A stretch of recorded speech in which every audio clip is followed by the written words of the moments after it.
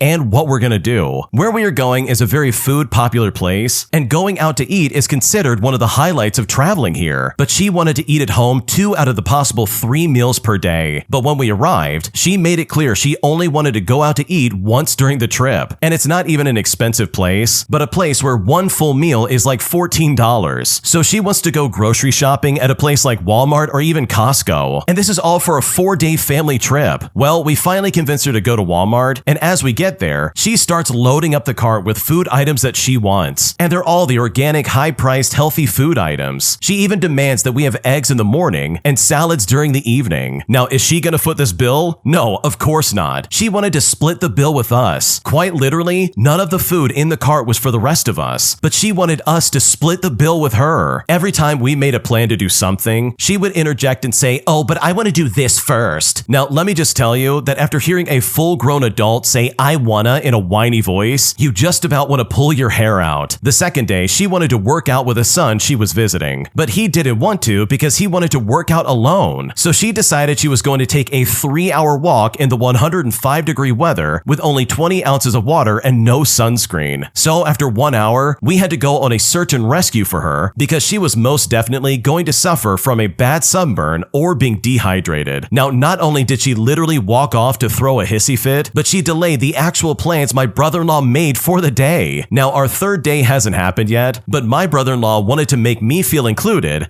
and asked what I would like to do since the day was wide open. I suggested a fun tourist attraction, and both him and my husband were eager to do it. But before we started to figure out the timing of it, my mother-in-law spoke up and said that she wanted to go take photos first. She wanted to work out, cook, and go swimming and get some coffee. But once she finished off her list of demands, she said, "But you know, whatever you guys want to do." But no, ma'am, apparently it's not whatever we want to do, because you get pissy when things aren't going your way. I will never travel with her again, nor will I ever spend more than 3 hours with her. Visiting my brother-in-law was supposed to be fun and relaxing, but she is treating this vacation like a to-do list and making sure all her boxes are ticked off first before anyone else. And at this point, I seriously just want to go home. Wow, that sounds incredibly obnoxious, and I don't blame you for being upset. She literally has ruined the vacation. She took this trip and she said, "Oh yeah, we're gonna do it my way." Like if I was on vacation and someone was like, "Oh yeah, we're gonna eat food from Walmart every single day." Like I would be so pissed off it's not even funny. This is one of the few times where you get to go out and just like spend some money and buy some food that's unique to the area. This is not the time to like save money, especially if you plan for this trip. So truly, I hope you make it through the rest of this vacation, and at least now you know that you will never travel with your mother-in-law ever again, because the way she's acting is incredibly immature, and I would not want to deal with that if I was in your shoes. Am I the jerk for asking a woman at my gym to tone it down, all because I was distracted by her during my workout? Here's what happened. I'm a 32-year-old male, and I'm a software engineer who moved to the United States from India 6 years ago. I've been going to the same gym for a year, and I typically like to keep to myself, focus on my workout, and then leave. But recently, my gym experience has become more complicated. There are 2 Polish twins who, for the sake of the story, we will call Carly and Lena. They're 29 years old, and they also go to the gym. They're both software engineers too, so we've had some good conversations between sets. They're really smart, and over time, we started spotting each other and occasionally working out together. It's been nice having people to chat with and help out, and I genuinely enjoy their company. Well, this is when another woman comes in who we will call Renee, who is someone that could easily be a fitness model. She's got a body that turns heads, and she absolutely knows it. Renee wears tiny shorts and sports bras that leave little to the imagination, especially with her very prominent features, if you know what I mean. Now, I'm not here to shame anyone for what they wear, but Renee's workout routine seems designed to show off her body. She's doing deep squats, leg lifts, all right in front of where I'm lifting. It is incredibly distracting, and I found myself losing focus, missing some reps, and generally just feeling uncomfortable. After a particularly bad workout, where I literally couldn't concentrate at all, I decided to say something. I approached Renee, and as politely as I could, asked if she could tone it down a bit, because it was hard for me to focus. Well, Renee looked at me like I was crazy, and basically told me that if I couldn't handle it, that was my problem and not hers. I felt awkward, so so I just apologized and then I walked away. The next time I saw Carly and Lena, they were acting different, less chatty and kind of distant. I didn't think much of it at first, but it continued on for several days. Eventually, Lena pulled me aside and asked why I said something to Renee. Apparently, Renee told them about our conversation and implied that I was frustrated and projecting it onto her. Lena didn't say it outright, but it was clear that she thought I was out of line. She mentioned that as a woman, they are used to men staring and making them uncomfortable in the gym, and my comment might have added to Renee's discomfort. I felt like the bad guy for just trying to get my workout in peace. Now I'm in a weird place. Carly and Lena, who I genuinely respect, seem to think I'm some kind of creep, and Renee has only become more present in my line of sight during workouts. I've thought about switching gyms, but that feels like I'm running away from the problem. But at the same time, I can't shake the feeling that I crossed a line. So am I the jerk in this situation? What should I do? Okay, what is going on right now? This might be the most out of touch story I've ever read in my life. Like, this goes off the charts on the delusional scale because the original poster is 100% the jerk. Here's a fun fact that I think everybody can agree with. Women are allowed to work out in gyms. They're allowed to do squats and lunges and anything else that anybody else would be doing. They have every right to be there in their workout clothes and get a workout done just like the original poster. So it is genuinely crazy to me that the original poster would be like, wow, Renee, you're showing off just a little bit too much. You're making it distracting for me. I can't focus because of your body. Like, seriously, dude, you are the problem in this situation. You are 100% in the wrong, and the fact that you went up to Renee and said, can you tone it down a little bit? Like, that is so out of line, it's not even funny. Because seriously, you are being so gross and demeaning towards this woman. You're being blatantly misogynistic, and I think you really need to like self-reflect on this situation. So seriously, if you are so attracted to this woman that you just can't get any work done, then you are the problem, not her. She hasn't done anything to you other than exist in the same space as you. And if you really can't control your feelings and get your workout done, then you should be the one to figure your crap out instead of going to Renee and be like, wow, this is your fault. Look at what you're doing to me. Because if you can't have even like the slightest amount of self-control, then in my opinion, you definitely should not even be in this gym in the first place. My friend lied to me about having cancer, all in some weird attempt to try and see if I even care about him in the first place. But now our friendship is practically ruined, as I am now highly considering blocking him and never talking to him ever again. This story also came from the Am I the Jerk subreddit. Check the links in the description if you would like to submit your own stories, and don't forget to subscribe to Am I the Jerk. Okay, just for a bit of context, I'm a 17-year-old male, and my friend, who we will call Jack, is 16 years old. For a while, I've had braces because of my underbite, and when Jax called me, my dad was driving me home from my dentist appointment, which Jack absolutely knew I had at the time, and he's almost perfect every time at guessing when I'm done with them. On the way home, he FaceTimed me while I was laying in bed. He was groaning, and he actually looked really sick, and when I asked him what was wrong, he told me straight up, I have cancer. I sat there for a second thinking about what he just said. He wasn't on speakerphone, but since I was sitting next to my dad in front of him, my dad asked me if anything was wrong, and I just said no and went back to Jack. I then asked him, are you serious? Which he responded by saying yes. I then asked him if he was in the hospital, and he said no again, to which I responded by saying, okay, well, why not? Does nobody know what's going on? He then told me, Oh, after they gave me this thing that is attached to my arm, they let me go home. After he said that, I knew that something was off. So I asked him, okay, could you show me the thing on your arm? To which he said, I don't feel comfortable doing that. So at this point, I thought he must be going through it right now, so I just didn't want to push it. So I told him that I had to go and that I would call him back later on and to please get better soon. After I hung up, I told my dad that my friend just called me and said that he had cancer. My dad then asked me if I was sure, and I said yes. Well, 1 week later, I get a call from my other friend, who we will call Aaron, and Aaron is in the friend group with me, him, and Jack. And apparently, Jack had called him and said that he had COVID, but I cut him off and said, yes, I know he has cancer. To which Aaron responded by saying, okay, but I thought he had COVID. Well, once I heard that, I knew that Jack had been lying to me. So I told Aaron that Jack was definitely lying, and he said that he already knew that because he had just been in his house yesterday, and there were no signs of anything that would prove that he was even sick. So me and Aaron came up with a plan to get him to confess, but the day that we were going to go through with our plan, I get a notification from Jack. Aaron was with me in the house, so I brought my phone to him, and we read it all together. The text was from Jack, and he was confessing that he lied and he was sorry. Now, I was happy he confessed, but then what he did actually sank in, and I was absolutely pissed. The main reason I was mad was that, for starters, my uncle died to cancer when I was very young. Secondly, his excuse for it was to say, I just wanted to see if you cared about me. So after this, me and Aaron stopped talking to him. Aaron blocked him, but I didn't, because I feel like I was too harsh, and every now and then, I text him something, still trying to figure out why he did it, because I don't believe he only did it because he thought I didn't care about him. So am I the jerk here? What should I do? Okay, I'm gonna say it straight up. Your friend Jack is a massive piece of crap. First of all, anyone who's like, oh yeah, I have cancer, and then turns around and says, oh yeah, I was lying to see if you actually care about me. Like, that is such a horrible thing to do. It legitimately has no good excuse. I don't even care that this guy's a teenager. That is not something you joke about or even like lie about in any capacity. And I honestly think that anyone who would lie about having cancer is a massive piece of garbage. And that's my honest opinion, because just like the original poster, I've also had family members who've been affected by cancer, and that is just downright offensive to lie about. So for him to do this is really just so disrespectful, and if that was me, I would lose trust in him completely after that. Like, what else is he lying about just to gain attention? Because legitimately, that's all this was. He was just doing some weird attention-seeking behavior in probably one of the worst ways possible. So no, I don't think you're the jerk for pulling away from him, and I think your friend Aaron is really smart in this scenario for straight up blocking him, because I really believe that this is not someone you want to call your friend, and I think you can absolutely do better than somebody who lies about having cancer. If you like Am I the Jerk, you're probably going to love Am I the Genius. Check it out, link down below in the description. Also, go to AmITheJerk.com/submit if you would like to submit your own stories. Am I the jerk for refusing to let my daughter try and pursue swimming as a professional career by telling her that it's too late to even get started? Because right now, my husband is very upset with me, and at this point, I seriously do not know what to do. Here's what happened. I'm a 45-year-old female, and I have 2 kids. I have a 16-year-old female that we will call Laura, and a 14-year-old male that we will call Kyle. Both of my kids take competitive swimming as a hobby. However, Laura is more athletically inclined than Kyle is, and takes swimming more seriously than he does. She has been to regional and state championships a few times since elementary school, and has even gotten close to qualifying for nationals a year ago. Recently, Laura came up to me and told me that she really looks up to athletes like Michael Phelps and other great swimming legends in Australia and across the globe. She is a huge Olympics fanatic like our family, so I wasn't surprised at first. However, she then told me that she wanted to pursue swimming professionally, because in her words, she's made a lot of progress and thinks it's possible for her to get to the Olympics if she just keeps training harder. She also told me she really wants to represent Australia at the Olympics in the future, and that she cannot live without swimming. However, I shut her down really quickly after she said that. I told her that there's athletes younger than her already swimming at the Olympics in the preliminary stages, and even at the finals. I reminded her that Michael Phelps was only 15 years old at his first Olympics, and she didn't even qualify for nationals. And then I finally said that it was a bit late for her to try and pursue swimming professionally. I then reminded her how rigorous and strict the training was, both physically and mentally, how it was much more different than her swimming lessons. I also told her that she could put aside swimming until university, and that education was much more effective than athleticism. Well, after I said that, my daughter looked sad and nodded before heading to her dad's room, and I heard crying in his room. After half an hour had passed, my husband came downstairs and confronted me by saying that what I told my daughter was extremely cruel and it put down her self-esteem significantly. I retaliated back, saying that I was only expressing concern for Laura and that my concerns were realistic. After I told my husband my thoughts, we got into a bit of a dispute, because in my husband's words, my daughter's dreams were very realistic and that I shouldn't police my daughter's career autonomy. So I really need to know, am I the jerk for what I said to my daughter? What should I do? Okay, I'm gonna take a pretty firm stance here and say that yes, you are absolutely the jerk. Your daughter is 16 years old. She has her entire life ahead of her when it comes to like figuring out a career. So for you to shoot down her dreams like that all at the drop of a hat, and then have the audacity to compare her to Michael Phelps and be like, well, he made it to the Olympics at 15 and you didn't even qualify for nationals. Like, that really sucks, and I really cannot believe you would do that to your own kid. This would be different if they were 26 and they said, oh, I want to be a competitive swimmer. Like, at that point, I would agree if you said, okay, it's way too late to do this. You need to figure your life out, and this is not the time to pursue something new like this. But that's not what your daughter's doing. Like, you don't know what kind of future she could have in swimming. She very easily could excel and be a really good swimmer on an international stage. And by the way, if you're really from Australia, the fact that she's coming close to getting into nationals, in my opinion, is a huge deal. Australia has some of the best swimmers on the planet. Like, who's to say she wouldn't break through in her senior year of high school, make it into like the national competition, and then excel from there? Like, you definitely don't know that. And who's to say that she wouldn't use her swimming to go to college? Like, the way you handle handled this was completely inappropriate and very cruel. Like, your husband is 100% right. So yes, I think you're the jerk, and I think you really should apologize to your daughter, because she is still young and she has every right to dream just as much as anybody. Am I the jerk for telling my father that he's no longer allowed to cook for my kids after he tried to cook us meat that expired over 3 years ago? Because right now, my dad is very offended, and at this point, I seriously don't know what to do. Here's what happened. I'm a 30-year-old female, and my father shops like a doomsday prepper. Whenever he gets groceries, he buys enough to feed a family of 5. He's also the type to buy food that he doesn't plan on eating anytime soon, and he has it just in case he might crave it. And trust me, this has always been a problem. When I was younger, my sister and I spent more time at our mom's place, and we weren't there often enough to eat much. Nowadays, he lives alone, so even less of what he buys is even eaten. The result has always been the same. A lot of the food that he buys ends up either spoiled or sitting in a freezer until the end of time. We've never eaten anything that's rotten or moldy, but my dad has always refused to listen when I tell him this is bad for his health. My family went to his place for dinner about a week ago, and I arrived to help my father out as he planned on making burgers, and my husband would come later with our kids. I had offered to buy some burgers when we decided on them, but my father said that he had some at his place. I didn't think anything about what that could mean until I saw him pull out a box of burgers and some cheese from the very bottom of the freezer. Now, as both had clearly been there for a while, I checked the expiration dates. The cheese expired in February, and the burgers expired in March of 2021. I asked my father if he actually planned on cooking that food, and he said yes, as both were frozen and still fine to eat according to him. I told him I didn't care how edible he thought the food was. The meat was older than my daughter. We could think about something else to make, or I could have my husband pick up some burgers on his way to my dad's place, but I am not having my kids eat that. Well, when I said that, my father got offended. He started going on about how the food was safe and how a dozen nutritionists had said so, but these are literally some guys his girlfriend found on TikTok. He said he couldn't believe I didn't trust him. He continued talking about how dramatic I was being for a while, but I was very upset at the way he responded. Finally, I said to him, my kids aren't eating that, and I don't want you cooking for them again. Either my husband buys the burgers or we are not staying for dinner. Well, eventually, my husband ended up buying the burgers, and we ate them peacefully, and no one fought in front of the kids. The next day, my father told me he was upset by what I said. He said he felt offended that I'd accused him of putting his grandchildren in danger like that, but I told him that wasn't my intention. I just didn't want to feed my kids 3-year-old meat, but he just refused to listen to me. My dad's still insisting that I'm the one being dramatic. My husband is completely on my side, but thinks forbidding my father from cooking for our children might have been a little bit too much. So am I the jerk in this situation? What should I do? No, I don't think you're the jerk at all, because there is no way I'm eating 3-year-old meat. That should have been rotated around, and he should have used that way sooner than March 2021. And by the way, that's just when it expired. Sometimes this meat is good for like a year and a half, so I'm willing to guess that he probably bought this back in like, I don't know, 2018 or 2019 or something like that. And that would be especially true if it's like packaged and it's meant to be stored for a long time. But regardless, if something expired back in 2021, there's no way I'm ever going to eat it, because in my opinion, this is just further proof that your father's being irresponsible with his food. If someone wants to have a large supply of food storage, then go for it, but they need to be responsible with it and actually use the food that they have in their storage. Otherwise, you're going to look up and have 3-year-old meat sitting in your freezer. So no, I don't blame you for denying him ever cooking that food for you, because if I was in your shoes, I would have done the exact same thing. An entitled jerk demands that I turn down my music on my property, as he claims that it's too loud and that the lyrics are way too vulgar. So I decide to maliciously comply by loudly playing opera music from my 12-inch subs on my car in a way that he could never possibly ignore. Here's what happened. Okay, to start things out, I need to give some information. This happened over 12 years ago at my family's house when I was about 22 years old, and I was passionate about my old SUV that I had painted a metallic red with neon lights underneath and had on 22-inch chrome rims and a decent stereo that you could hear about a quarter-mile away. Our neighbors themselves paid absolutely no attention to anything going on outside their doors, and although we are all friendly and any one of us would drop what we are doing to help one of us in need, in 20 years, you can count the conversations that we've exchanged without taking off your shoes, and we all have our own little hobbies. One of them has goats and chickens, another keeps bees, and one across the road repairs lawnmowers, ATVs, and such, and I never do anything that would normally invite onlookers. But one Saturday afternoon, I was changing the oil and spark plugs on my SUV with a beer and some Cheetos in our driveway, and I had a tiny speaker hooked up to my phone playing some some old school rap. And on that day, the lady on our left was having some landscaping and yard work done. I was rolling around under my truck on my back, literally elbows deep in the greasy mess and a little irritated because I had just dropped my 10mm socket, but as I did that, I see some steel-toed leather boots walking the 30 feet up to my driveway and up to my Suburban. I roll out from underneath my car and I gave the guy a very confused look. Well, he straight up just told me to turn the music down because he didn't like the vulgar and violent lyrics. And seriously, it's like gospel music must be the only music he ever listens to. And I know for a fact that this little speaker couldn't possibly be legible to anybody 50 feet away, especially if he's concentrating on cutting shrubs and planting flowers and such. Despite my passions, I'm not a complete jerk. So I say to him, okay, no problem. I'll take care of it as soon as I get my hands wiped off. Have a good day. He then stomped away in a fit, muttering some awful things underneath his breath. And when I heard some of the vulgar things that he was saying, that really sickened me. But it was right then that I had a brilliant idea. I immediately turned off my tiny speaker playing Underground Kings and pulled out the battery jump box, put it on my truck's battery, and went inside my house and got my opera CD collection and rolled down all the windows to unveil my 4 12-inch subs and 8 6-inch mids, and I put on The Valkyrie by Wagner and unleashed the stereo's 2,000 watts and went back under the SUV to finish draining the oil. Now, the look on this guy's face was priceless. I guess he didn't think that someone like me had a taste for opera, which is not usually something I bring out on a hot day of rolling around in the oil, but I do enjoy it when I'm relaxing in my den sometimes. After about 20 minutes, I was done with the tune-up, and I started up the car and decided to drive it up and down the road just to make sure that the oil level was settled. I parked back in my driveway, shutting everything down, and as I put everything away, I see the landscaping truck leaving without taking the time to close his tailgate, and by some kind of sweet karma, some of his tools rolled out as he slammed the gas pedal. And it was right then that I had to turn around so he wouldn't see my ear-to-ear grin. 2 days later, while taking out the trash, I waved to the neighbor lady who was having tea on the porch, and I explained what happened, and I wanted to apologize if I caused her any problems with her landscaper. Well, that sweet old lady just laughed and said, oh, that guy's a jerk anyways. And he even tells her grandson to lower the volume on his video games if he's ever over at her house while he's working. But even though I still see the same landscaping truck on occasion, I'm sure that this guy won't be forgetting me anytime soon. Yeah, I'm of the opinion that if someone's not bothering you and they're doing something that's literally away from you and they might be making like a little bit of noise, then you have no right to go over there and be like, you need to turn all your music down. You need to be quiet. You're disturbing me. Like, no, that is not how this works, especially if they're on their own property and it's like a normal time of day. Now, if this guy was playing music that was really loud in the middle of the night and you were somehow like a neighbor or something along those lines, then sure, it's time for them to be quiet. But if they're out on their own property, literally fixing up their car and trying to get something done, and you walk over there all disgruntled and say, you've got to turn it all down, then in my opinion, you are in the wrong and you absolutely deserve to be humiliated and put in your place. An entitled Karen freaks out on me after she tried to buy alcohol for her son who very clearly could have been underage. Here's what happened. Okay, for a bit of information about me, I don't really drink or do any kind of substances, and I've been homeless for a while, but I managed to find myself a job. And this situation literally just happened to me. I was sitting at the counter, as my job involves renting boats and cottages, but we do have a storefront that sells beer, fishing supplies, boat rentals, and food. A person came up to the counter with a 24-pack of beer and tried to buy it. The guy looked young, maybe under 19 years old. And for reference, I'm Canadian, so you need to be 19 to purchase alcohol. This guy didn't have any identification, so I told him that I couldn't sell him booze. Well, he clapped back at me, saying it's okay because he's 20. But I told him I can't sell you anything without an ID. No ID, no sale. So at this point, he really started to talk down to me, saying he's old enough and told me not to make him go get it. He then pointed to his car and said that he's busy. So I said to them, okay, so you're driving without a license? And when I said that, this guy got flustered and finally left the store. About 30 minutes later, this older woman walks in and I see the kid from before outside. She grabbed a 24-pack and came to the counter. She pointed outside and asked if I was the person who wouldn't sell her kid any beer. And I just said, yes, if you don't have an ID, I'm not going to sell it. She huffed at me and said, whatever, and then tried to make her purchase. So I asked her, does your kid have his ID on him now? But she said no, that she's buying the beer. But I said, unfortunately, I can't sell it to you without him having an ID. This lady then started to scream at me, saying that she's in her 40s and that she has her license. But that's when I explained that I couldn't sell her alcohol, knowing that she's giving it to a potentially minor or someone without an ID. She then then screamed and called me a moron. She flipped me off and said that she was going to call corporate to complain about me. I told her, ma'am, it's a small business, but I'll happily give you the owner's number. Well, she eventually left and I called the owner to explain everything. And trust me, she was not even mad. Instead, she laughed and said that I handled it perfectly. Yeah, I think you handled that perfectly as well. And honestly, I think the fact that this Karen seriously thought she could buy alcohol for this kid without ever trying to account for his age or even him having an identification in the first place, like that is crazy to me, and that is not the mark of a good mother. So good for you for standing your ground and not letting her break the law and probably get you in trouble. Because if something went wrong, I guarantee you this absolutely would have fallen on your shoulders. Would I be the jerk if I said no to my parents moving into mine and my husband's house that we are literally renovating as we speak? Here's what happened. My husband and I recently got married in January of 2024 and have been waiting to move into our own 3-bedroom apartment that is still going through renovations that's taking longer than expected. My husband moved into my dad's 1-bedroom apartment after we got married, as no one else has been living there except for me. I've also been paying rent ever since I started working. For context, my dad has been living in a rented, semi-detached home with his stepmom and her mother ever since he remarried 7 years ago. They also have a male tenant living with them in the house who is rarely home due to his working hours. Also, my dad's mother-in-law owns a studio apartment that is currently vacant. A few months ago, my dad came to us and told us that the owners of their rental house wants it back to undergo renovations and then renting it at a higher value, which my parents clearly cannot afford. While my husband and I were house hunting, we brought it up to my dad and offered to let them stay with us and at no cost. Well, he declined, as he said my stepmom would not feel comfortable having to live with another guy at close proximity, namely my husband. Also, it's too far from her siblings and the city center, and she is used to living in landed properties, so an apartment would be too small for her. We also offered to move out of his house so that they can move in, but he declined, as there is only 1 bedroom and her mom insists on following my stepmom wherever she goes, even though she has her own house. Well, yesterday, my dad sat me and my husband down to let us know that he will be moving in with us to our new home, as time is running out for them, and that they'll move out after 4 months once the renovations are done. However, my dad told us that it will be him, my stepmom, her mother, and their tenant, and they will all be paying us rent. But I was really confused, as this is a 3-bedroom apartment, so where would we have any kind of space for the extra tenant? He then continued, saying that me and my husband can continue living in his 1-bedroom apartment while they live in our new home for the next 4 months. Well, that got me angry, because they've decided to not live with us, but somehow made the decision about where we will be living. I had to maintain my composure, as I was with my family and I didn't want to ruin the day. Once we were home, my husband and I sat down and talked about what we were going to let my dad know if he ever were to bring the conversation up again, and have decided that they can live with us and still not kick us out, or they can live elsewhere since they actually have choices instead of choosing the easy way out. So would I be the jerk if I denied him living in our new apartment? What should I do? Okay, this is ridiculous, because if I was in the original poster's shoes, these people would not be moving into my new apartment. That's not happening. That is an insane demand that I would literally ignore right there on the spot. He can find another apartment somewhere else, and he has no right to try and kick you out of your 3-bedroom apartment that you're literally getting fixed up so that you can live there. Like, that just makes me really mad even just thinking about it. So no, you would not be the jerk for telling them to kick rocks, because these people are being very selfish, and it quite literally is only going to be at your expense. My crazy girlfriend demands that I give her $100,000 or else she will leave me and never love me again. And after having an on and off again relationship with her, as well as finally coming to my senses that this might not be good for me, I am now highly considering dumping her, as I'm starting to realize that my girlfriend might actually be scamming me. Here's what happened. So I met my girlfriend earlier this year at an Asian massage parlor, and we've been together for 8 months. She is Chinese and I'm Chinese American, and we communicate in Chinese. In the beginning, I visited her, and eventually we moved to texting on WeChat. We would talk about dreams and daily life, and I would also help her with English every single day, and I actually really loved her. About 3 months in, she started asking me to drive her around to see store locations for future businesses. So for about 1 to 2 months, I would research locations, create a list, and I would drive her to go see them. At one point, I asked her if the location we saw was great, but she thinks it's too close to another nearby massage parlor. I mentioned that it's not, since it's like 3 blocks away, which is much further than a previous location we saw, which has another parlor literally across the street. In a raised voice, she said to me, "How many times do I have to tell you not to ask this type of question? You never learn." So I got annoyed annoyed and I raised my voice and said, well, I need to know your thought process since it seems to be contradictory to what you said. You need to make up your mind. Well, we did not talk on the car ride home, and from this point forward, it was basically the end of our sweet honeymoon phase, and this would be our first breakup. Each time, I would have to talk to her and comfort her to be accepted again. In the next few months, we were still together, and we would take turns staying over at each other's places, and every now and then, we would go out and play badminton. One time, when I went to get the racks from my car trunk, she put her over-the-shoulder backpack on me. I took it off and I asked her to hold it for me while I get the rackets. Well, she wasn't happy, and I can see this wasn't going to end well, but I thought we already drove all the way over to the badminton courts, and we should just continue as this might cheer her up. So I just paid for the badminton session. When we started to play, she took her racket out of the bag and dropped the racket bag and remaining rackets on the ground from a standing position, and I was a bit shocked. I didn't serve and I asked her why she did that, and then my girlfriend just left the building. Now, luckily, I was able to request a refund, and then I quickly went after her, and this incident would be our second breakup. Now, around this time, she deleted me from her WeChat, which meant that all the early romantic conversations we had were gone from her end. I still have our conversation history on my WeChat, but she was not able to recover them on her end. And this is really hard, since our memory of each other is lost now. Now, it's worth mentioning, since my English and Chinese is good, I often help out her and her relatives with any English-related task on a regular basis. One time, I helped her cousin sign up for a Gmail account, and it was then that I learned her cousin was older than me. Now, I found this strange, since her cousin always referred to my girlfriend as an older sister in Chinese. The whole time, I thought my girlfriend was younger than me, but I had a suspicion that she might be older. But this wasn't an issue because I really loved her. One time when we went into my car, she mentioned that I'm just like a little brother, so I took the chance to ask about her age, and I learned that she was older than me by 3 years. We then got food and talked about this, and I later found out she has been in a previous marriage in China and has a daughter. I also learned going from China to California was not cheap, and she owes her aunt over $50,000 for the arrangement. Last month in September, we were casually talking on WeChat, and I was looking at my Apple Watch and noticed I was spending quite a bit on food, and I needed to be more aware of my spending when it comes to myself. Now, this was all in Chinese, and my Chinese is good, but it's not perfect. Well, she mistook this as me saying I've been spending too much on our dates, and later sent a message to me saying that we should break up. I didn't know what to say, and she later just ignored me. For about a week, I felt depressed, and I just couldn't function. So I drove to her house and I talked to her. I said, without you, I'm not myself, and I'm not complete. I asked her what she wanted, and she told me she wants $50,000 by the end of September so that she can pay off her debt to her aunt. And you know what? I agreed. And then she says she wants me to buy her a $50,000 car, which is way more expensive than my own car. She says that she wants this so she can leave this industry and then she can pursue her passion of being a beautician. And honestly, not being able to think, I just completely agreed with her. It should be noted, agreeing on her request and saying it can be done means that I have to get it done. Otherwise, I don't mean what I say and then she'll just leave me again. With this though, she wanted to see results. So I gave her aunt $5,000 in cash. This was almost my full bank account, and the following weeks were very difficult for me financially. On the last day of September, I saw flowers at Costco and I thought of her, so I decided to bring them over. I've been busy throughout the week, and I didn't think too much about getting the $45,000 personal loan. I applied to a few locations, but rates were high, and they weren't from well-known banks, so I didn't think much about it. When I got to her house, she was happy to see me and asked if I took care of the loan. I said I did not have time and I was busy all week. Well, she immediately became bitter, and then she went to her room and just completely ignored me. I told her I would be able to do it, but she just said that I'm not able to keep my word. The next day, she was a bit better, and we went to scout a location to open up a beautician shop. When we got to my place, I tried to get close to her, if you know what I mean, but she said not until she gets the money. With us breaking up so often, I wasn't sure if I wanted to take the loan out, so I asked if she could text me that she would at least pay the monthly fees. But then she got upset and called an Uber home. Now, I tried to text her, but I got no reply. So, feeling really depressed, I started applying for personal loans, and I found out that Discover Bank was able to help, and I started the application process. Now, it's also important to know that her cousin and aunt often ask me for help. And fast forward to this week, and recently, her cousin asked me to search for Toyota cars for her. So, I took my girlfriend's cousin around to see cars yesterday. We didn't really see what we liked, and we returned to my girlfriend's house. Now, my girlfriend is still ignoring me, but when I tried to talk to her, she mentioned that unless I have the money, she will not talk to to me. She also mentioned today was a waste of time since we checked cars and had no result. I talked to my girlfriend, promising that I'll get the money and I will start paying it off first until she has her license. And then I will buy her a car and she will start paying off the personal loans. We all then had dinner and I found out her cousin and her aunt don't have the $25,000 cash to buy a Toyota that they want. Having come from China recently, getting a loan may be a difficult process for them. So my girlfriend proposed for me to take out a $25,000 personal loan under my name so that I could give it to her cousin to buy a car, and that this $25,000 will then be deducted from the $50,000 that she owes her aunt. And again, I disagreed with her. I went through the process with Discover Loans, and they mentioned needing 48 to 72 hours to process everything. My girlfriend was still bitter, but things were starting to look better. Now, at night, I needed her room to finish some work, and I finally wrapped up at around midnight, and when she came into the room, she asked when I'm going home. I said I was wrapping up, and then I asked her if I can take the couch in the living room, but she said that her aunt was going to sleep there since their house was full that day, but her aunt ended up sharing a bed with someone else and instead let me take the couch. Now, this all happened yesterday night, so that night, as I was wrapping up work, I started to think, even as I try to make my girlfriend happy and do what she wants, she is still never happy. The romantic days that we shared months ago disappeared, and it has never been the same ever since. And I realize I really don't need to be treated like this. The person I really loved is no longer there. It is sad, but looking at it from a bigger picture, I'm only hurting myself and I don't need to be treated like this. I'm scared of loneliness, being rejected, and disappointing people. And I really like the feeling of somebody loving me, and that may be the reason why I kept going back. So yesterday night at 1 in the morning, I packed my backpack and I drove home. And my roommate was awake, so I just talked about my ideas until about 3 in the morning. Now, I'm writing this since it does make sense for me to leave. It makes sense to me logically, financially, and mentally. I guess I'm just longing for a memory that I'm hoping will come back, but it won't. This is my first anonymous post, and I'm writing this to remember what I've been going through and the reasons why I want to leave. What should I do? Okay, I am blown away that you're even with this lady in the first place. Okay, let me get this straight. She's treated you like garbage practically from the beginning of your relationship, and now she's literally asking for tens of thousands of dollars from you. And she's only gonna be happy unless you give her that money. Like, how could anybody in their rational mind be like, oh, but I want to feel loved and accepted. I want to feel loved by somebody. But like, my man, this lady does not like you. She likes your bank account, and she's gonna love putting you in debt, especially if it helps out her and her family. Like, these people are playing you for a fool. They are exploiting you and they are scamming you. They don't care about you in the slightest. And your girlfriend is not your girlfriend. She doesn't care about you either. I think I can confidently say that based on what you've described. Like, what girlfriend in their right mind would be like, oh, the only way you can make me happy is by giving me $50,000. Otherwise, I'm never talking to you. Like, she sounds more like a loan shark than she does like someone that cares about you. So brother, the writing is on the wall, and you can seriously do so much better than this crazy lady. She only cares about money, and more importantly, she only cares about your money. Because I guarantee you, if you fund anything in their lives, the second they get that money, they're gonna hightail it and you will never see them again. And that is not something that you ever want to deal with. If you like Am I the Jerk, you're probably going to love Am I the Genius. Check it out, link down below in the description. Also, go to AmITheJerk.com/submit if you would like to submit your own stories. Am I the jerk for refusing to help my parents out financially, all because they only help my siblings and have quite literally turned me away anytime I needed any kind of help? Here's what happened. So I'm a 30-year-old male and I'm the oldest of 5, and my siblings range from the ages of 28 all the way down to 23. Our parents were always generous with giving money when asked for it, except when it came to me. I was told I should learn to work hard. I was told I didn't need the video game or the toy that I might be asking for. I was told that earning money was the only way I'd ever have money, and I had not earned money from them. But my siblings could get whatever they wanted. When I first graduated college, I ended up struggling financially because where I went to work, the cost of apartments were so high. I asked my parents if they could help me out, and they just said no to me. I ended up in a shelter for a few weeks and then rented a dump of an apartment with a friend who found himself in literally the same situation. They not only helped my siblings through college, which they didn't do for me by the way, but they gave each of them lump sums after they graduated to help them get started in life. They also helped them out when asked over the years, especially during the COVID years. They didn't offer any money to help towards mine and my wife's wedding. And you know what? We didn't even ask. But it stood out more when my sister got engaged and our parents had mentioned money for all the weddings. And again, it was all all except for mine. Only now this has finally all caught up with them, and they are in a very tight spot with money. And now they're asking me for money too. They told me they need my wife and I's help, and we should do it because of how great they have been, and that they have never said no to any of us. But I told them they have never helped me with anything, that they preferred to see me homeless rather than help me out. They argued back that it never happened, and I could have asked if things were that bad. But I then showed them screenshots of text messages where I had brought the topic up after asking them verbally. Well, my parents dismissed it, and then told me that they're still my parents, and I'm the most settled and I could afford to help them out. But you know what? I admitted to them that I could, but I didn't feel that they earned it. Well, my parents called me spiteful and said I should help my parents rather than see them lose everything. I told them to ask the kids who they helped. And you know what? Even my siblings were pissed off that I said no. They told me mom and dad don't deserve my pettiness. So am I the jerk for turning them away and refusing to give them any money? What should I do? You are not the jerk, and you are definitely giving them a taste of their own medicine. These people literally allowed you to become homeless. They showed all this love and kindness towards your siblings, but when it came to your desperate needs, they literally turned a blind eye and said, "I'm sorry, but you haven't earned it yet." Which, by the way, that was a fantastic line to deliver towards them, especially because you know they absolutely remember saying that to you. So no, I don't think you're the jerk at all. These people have reaped what they sowed. Karma is literally coming back to bite them in the rear end, and in my opinion, based on what you described, these people absolutely deserve it. Am I the jerk for bringing an uninvited guest to a destination wedding after the maid of honor found out that my boyfriend was staying in my hotel room? Because right now, she is making a huge deal out of this, and at this point, I seriously don't know what to do. Here's what happened. I'm a 26-year-old female, and I was invited to a wedding within my state, but far enough away that if I attended, I would have to sleep over at a hotel for at least 2 nights if I arrived the night before. And that's because this was pretty much planned to be an all-day affair. Now, I was very flattered to be invited, as I didn't think I was that close to the couple. It was a fairly small wedding, maybe 60 guests including the bridal party, and obviously as it was very small, and I was possibly a second round invite, I didn't get a +1, which honestly was fine with me. So I ultimately decided to go. When I went to book the hotel room for my stay, I found that they only had large rooms available, as it is a popular wedding destination and it is a bit fancy. So I thought to myself, why not invite my boyfriend? That way we could trade off on the long drive there and back, and we can share the big room that I would have to pay for anyways. The idea was that night we arrived, we could get dinner together somewhere new, and then have a nice breakfast before heading back home. While I was at the wedding events, he could just hang out in the hotel room or by the pool or whatever. Now the wedding went great, and then after it wrapped up, the maid of honor was chatting with me as I walked back to my room, and I knocked on the door instead of digging through my bag for the key card. When my boyfriend opened the door for me, the maid of honor just greeted him and walked off, and I didn't think it was a big deal or anything like that. A few days later, the maid of honor reached out and said it was awkward and uncomfortable for me to have invited him to the hotel, and that it made everybody feel bad and weird that he was there waiting for the wedding to end when they had not invited him. And when we were told that, we were both very surprised. No one even knew he was there because it didn't come up at all during the wedding. It definitely wasn't a big secret, and honestly, we wouldn't have thought it was a big deal if people did know. And he had only met the bride and groom like 6 times and had 0 issues with not being invited to such an intimate wedding. Also, if it matters, I was far from the only guest who didn't get a +1, and I never asked to be given a +1 for him. I have no clue if the maid of honor told the bride, and if the bride also thinks this was inappropriate. If she hasn't, I really don't want to contact her, especially during her honeymoon to start drama. I didn't check or anything beforehand, which is my bad, I guess. So honestly, am I the jerk for inviting him to be at the hotel? Was this really that big of a deal? What should I do? No, you are not the jerk, and that maid of honor is an idiot. Seriously, let's think about this for a second. He didn't even go to the wedding. He literally stayed at the hotel and just waited for the wedding to be done. So for this maid of honor to idiotically be like, wow, you made this really weird for all of us. It's like, what are you talking about? He wasn't at the wedding. And this isn't even a hotel that they paid for. The original poster paid for this out of their own pocket. It would be different if the bride and groom paid for these hotel rooms, and then the original poster snuck their boyfriend in and they stayed with them during the duration. But that is not what happened. This came out of their own pocket, and they're the ones that paid for this. And if they wanted to bring their whole family with them and they all stuffed in that hotel room, then that is literally nobody's business except for the original poster. Like, the maid of honor didn't even know about this. So for her to be like, wow, you made everybody uncomfortable because of that, she's literally only talking about herself, because before this moment, she didn't even know that this guy was there. Like, seriously, what an annoying, idiotic thing to say. So no, you're definitely not the jerk for having your boyfriend at your hotel room. That maid of honor is a busybody and clearly is looking for reasons to complain, and that is definitely not your problem in the slightest. An entitled Karen demands that I get out of the way so that she and her stupid husband can move along and get past us faster than everybody else. And despite the fact that all of our cars are stuck in a deadlock and that none of us are moving any faster than the other, this Karen still goes into a rage, even going as far as knocking on my car window, demanding that I move faster or else she is gonna lose it. And I'm honestly still blown away by this entitled Karen's behavior, and I seriously hope I never have to deal with her ever again. Here's what happened. Okay, so I had a friend in from out of town, and we decided to go to a major attraction in my city that I had not been to yet. And needless to say, with it being one of the last sunny Saturdays of summer, the parking lot was absolutely packed. We find ourselves waiting behind a line of about 5 cars, and there are a few other cars behind us in the parking lot, and it's also a one-way road. We're sitting there for about 2 minutes when suddenly the parked car next to us starts honking. Now, let me just add in really quick that if someone is clearly trying to get out of a parking spot, like inching forward, turning their lights on or anything like that, then I will always make room if I can. Now, I didn't see anything like that when we got in line, and I didn't even notice anyone was in the car at all. We look over and we see Karen and Ken in the front seat, but seem to be making arm movements as if to say, "Oh, I'm sorry, we hit the horn." And we look at them and they're just smiling and waving. And I'm thinking to myself, okay, I'm not sure what's going on, so we just go ahead and ignore them. Well, suddenly, this Karen gets out of the car and storms up in a fury and starts to knock on my driver's side window really hard. And I can see that she's got the crazy eyes. I roll it down just enough to talk because I was honestly bewildered. This woman says to me, "Can you guys just move? We're trying to get out of here." Now, thinking that I might be talking to an alien who doesn't fully grasp the concept of time and space, I say something to the effect of, "We can't get through these cars any easier than you can. I'm sorry, but I can't do anything." She then goes on to say, "Be serious. You can squeeze through on the left and get past all these cars. Figure it out. You can do it. We believe in you." I said to her, "I'll do what I can," and then I rolled my window back up. Now, since I'm a people pleaser, I actually did the whole crane my neck thing for a few seconds, and I saw that the cars were clearing out in front of us, and this Karen was out of my face for no more than 10 seconds before I saw her huffing up to my car again like some kind of angry Donald Duck, and it was honestly such perfect timing. I was just able to move forward literally as her fist was raised to my window again, and the look on her face as we drove past was absolutely hilarious. I then see Karen in my rearview mirror literally scrambling back to her car, and she and Ken peel out, acting like they were fast when the car behind me was letting them in anyways. They then come to a screeching halt behind me, and the entire time they're inching off to the left, as if they're going to magically squeeze their SUV through the 2 feet of available space in the left. And for all this drama, keep in mind that this all happened within about 4 minutes. When it was all said and done, we found parking within 5 minutes of getting there, and thankfully we didn't see this entitled Karen again, and we were so glad because we definitely did not want to deal with her for a second time. Yeah, I will never understand people acting like that, especially when you're just trying to find parking. Like, for starters, it's a major attraction in the city, and it's like the last day of summer practically. So for these people to be throwing a fit like that and acting as if, "Oh my god, you gotta get out of the way, we're waiting forever," like that kind of attitude would never make me move any faster. If anything, it would probably make me slow down just a little bit more. And you know what? Anyone who bangs on my car window is absolutely not getting what they want from me. That's inappropriate, that's rude, and seriously, you're just not gonna do that. So good for you for the way that you handled this, as well as the fact that you left this lady scrambling at the last second. Because at the end of the day, this wasn't some emergency situation, but instead, at the end of the day, this was just a bunch of entitled people acting like spoiled brats. My husband betrayed me in the worst way possible by lying to his coworkers, by claiming that my pregnant sister was actually his wife. And right now, after I discover the truth, I am completely devastated, and I seriously now don't know what to do. Here's what happened. I'm 30 years old, and I've been married to my husband for 5 years. We've been together for 7, and we met back in college. He was the first guy who ever made me comfortable in my own skin. I've always been more of a tomboy into sports, preferring jeans over dresses, and my body's more on the athletic side. But growing up, that wasn't always easy. But my husband loved me for who I am, and he never made me feel like I needed to change. I really thought I found the perfect partner. Now, I also have a younger sister who we will call Rose, and we've always been close. She is beautiful and effortlessly charming, the kind of person that everyone just loves. Our mom has some serious narcissistic tendencies and definitely played favorites growing up, with Rose being the golden child. But it wasn't her fault, and she never asked for the attention. In fact, she's always been super kind and supportive, even though she's the type who avoids confrontation and puts herself last to make others happy. So we've never really had an issue between us, but all those comparisons growing up left me with insecurities that I've never fully shaken. About 2 months ago, Rose's long-term partner left her after finding out that she was pregnant. She was devastated, and we agreed that she should move in with us for a while to get back on her feet. She's been staying with us ever since, and at first, everything seemed fine. My husband didn't seem to act any different, so I didn't suspect anything was wrong. But 1 month ago, I asked Rose to drop off something for my husband at work because I was completely swamped, and I didn't think much of it, and if anything, I just thought that this would save me some time. Well, she did it, and it turns out that when she got there, everyone assumed that she was his wife. They then congratulated him on his beautiful wife and their soon-to-be son, and instead of correcting them, he just went along with it. He admitted that he liked how his coworkers reacted to having a beautiful wife and a baby on the way. He said that it made him feel good. One of his coworkers asked him where his wife was at an event, and since Rose had already dropped by once before, they assumed that she was his wife, and he just didn't correct them. And this made him feel validated, like he was living up to some ideal that I guess I don't fit into. I didn't find out about any of this until a few nights ago. We were out for dinner celebrating our anniversary when we ran into one of his coworkers at the restaurant. The guy asked my husband where his wife was, and when my husband said something vague about her being busy, I felt like the ground had just dropped out from underneath me. The date was basically ruined, and we went home as soon as we ate. I then confronted him as soon as we got home, and that's when he finally told me everything. To say that I was devastated would be an understatement. My husband and I had always agreed on being child-free. We had that discussion early on in our relationship, and I thought that we were on the same page. I don't have a strong desire to be a mom myself, partly because of some personal issues myself, and I just know that it would be difficult for me to conceive. But now it feels like my husband's been using my sister to live out some fantasy life that I could never give him. Now, Rose had no idea about any of this, and when I told her, she was absolutely horrified. She kept apologizing even though none of this was her fault. She feels awful and has even offered to move out, but I just can't ask her to do that. She's already going through so much and I want to be there for her. But it is so awkward now. I can see how guilty and uncomfortable she feels being in the middle of this mess. This situation has also ripped open old wounds that I thought I had healed. I spent most of my 20s in therapy, working on my self-esteem and trying to overcome these insecurities, especially the ones tied to growing up in Rose's shadow. I thought I'd finally come to a place where I could love myself for who I am, but now it feels like all that progress has been undone. Years of therapy feels wasted, and I'm back to square one, questioning my worth and my place in my husband's life. Ever since finding out, things have been incredibly strained at home. My husband and I aren't sleeping in the same bed, and we've barely spoken to each other. The trust we once had feels shattered, and I have no idea how to even start repairing it. I feel so betrayed. If he can lie about something like this, what else is he hiding? Did he think I wasn't good enough to be introduced to his colleagues? And why has he never talked about his work friends before? I'm starting to wonder if he's been hiding me because he's embarrassed by who I am. This whole thing has dragged up every insecurity I've ever had. I've always felt like I didn't measure up to Rose, even though she's never done anything to make me feel that way. But now it feels like my husband has confirmed my worst fears, that he chose to pretend Rose was his wife because she fits some ideal image and I don't. I honestly don't know how to move forward from this. I love my husband and I want to believe that this is just a huge mistake, but this feels like so much more than that. I'm also worried about how this is affecting Rose. She's been nothing but supportive, but I can see how uncomfortable and guilty she feels being in the middle of all of this. I'm really struggling here. How do I even begin to address this with my husband without all of this turning into a huge fight again? I feel so low, but I just can't stand the idea of our relationship ending. I love this man more than anything. I've cried 2 times and have binge ate more than I've ever done before. How do I live my life knowing that I'm possibly not enough for my husband? What should I do? Wow, this is awful. Like legitimately, in my opinion, there is no good excuse for the way your husband acted. The second Rose went into his work and everyone started being like, wow, your wife is beautiful. Congratulations on your future child. Like that should have been shut down right then and there. He should have happily been like, no, that's not my wife. Like that is literally all he had to do to try and fix this situation. But instead, he